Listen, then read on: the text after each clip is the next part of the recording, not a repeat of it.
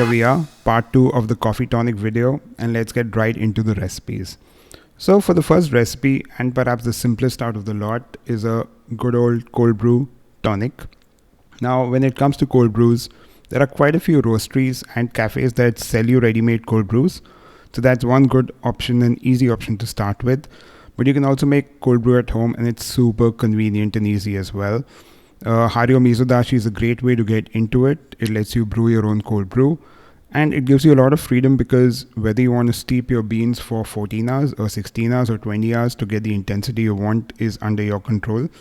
And you can experiment around with any beans that you like. You're not bound by only a couple of options when it comes to the beans. Now, once you have your cold brew in place, a good starting point is 60 to 80 ml of cold brew. Never skimp on ice, always put a lot of ice in your cold brew tonic, and then of course you top it up with tonic. I'd suggest the light, the original, and the grapefruit tonic for these kind of drinks. If your coffee is more fruity, then I'd suggest you use the light and the original. In fact, we have the 3-cal tonic as well. That's a replacement for the original tonic if calories are of concern. But otherwise, this is the kind of rule I would stick to. For more fruitier coffees, I'd stick to the light and the original. For more earthy and chocolatey sort of coffees, I'd stick to the grapefruit. One thing I definitely suggest is to garnish your cold brew with an orange peel. It just makes so much of a difference. It's such a simple thing to do. And you're basically putting essential oils of the orange peel onto the rim of the glass. It does two things. It adds a lot of aroma, and it only adds a little bit of taste to the first sip or two. And that taste is slightly orange, bitter sort of a taste, but it goes away within a sip or two. And of course, if you like cocktails, you know it's a classic garnish. Can't go wrong with orange and coffee. So that's your cold brew and tonic. The second recipe is a pour over. Now traditionally, pour over is a hot coffee brewing method, and ice pour overs are the way you make a colder drink out of a pour over. So when it comes to an ice pour over, a good starting point would be basically taking 40% of your total water weight or volume as ice. So the recipe that I'd suggest you start with, and of course all of these recipes are to be tinkered around with because ultimately taste is subjective, and a lot of coffees taste differently with different ratios of brewing. So a good starting point would be taking 20 grams of coffee to 300 ml of water. Out of that 300 ml, if you take 40%, that's 120 ml. Keep that as ice. But it's not any ice.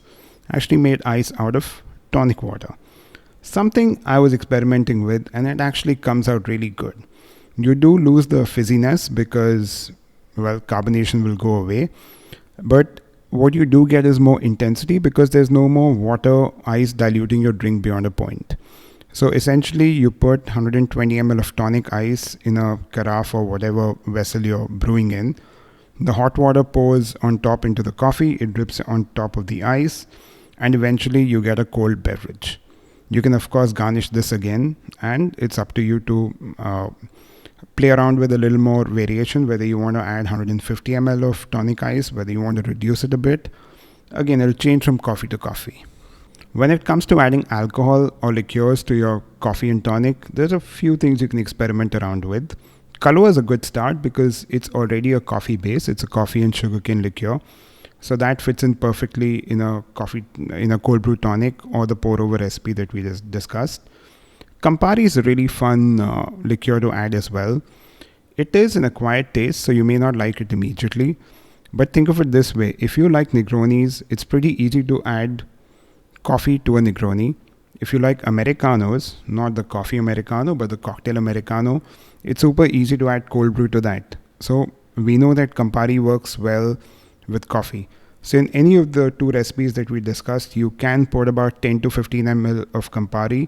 And of course, with that orange garnish on top, just works.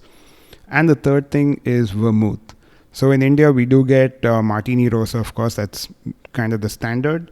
But you also get Mancino and Antica Formula. Vermouths are essentially fortified wines, and it just gives it a completely different dimension. It brings in a little bit more raisin, wine, red wine sort of notes, makes a little more intense drink. And what you can do is, if you're planning to add vermouth to your cold brew or your pour over recipe, start with less of the coffee and tonic and more of the vermouth, and then play around. In all of these recipes, it's personal taste. These are just starting points, and then you experiment around with. So do let us know if you have any other recipes in mind, and do please let us know how these work out for you. And that's it. Cheers.